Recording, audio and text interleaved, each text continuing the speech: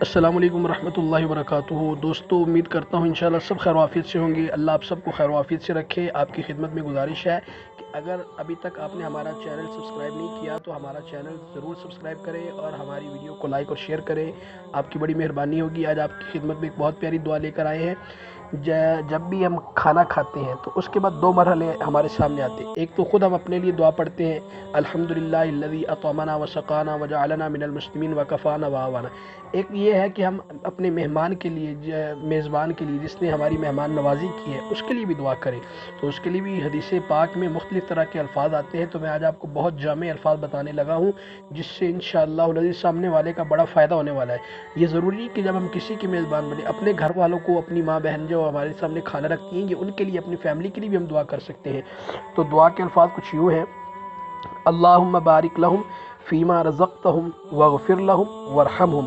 اے میرے پیارے اللہ، ان کے لیے ان چیزوں میں برکت عطا فرما جو تو نے ان کو عطا فرمائی ہیں، اور انہیں معاف فرما اور ان پر رحم فرما۔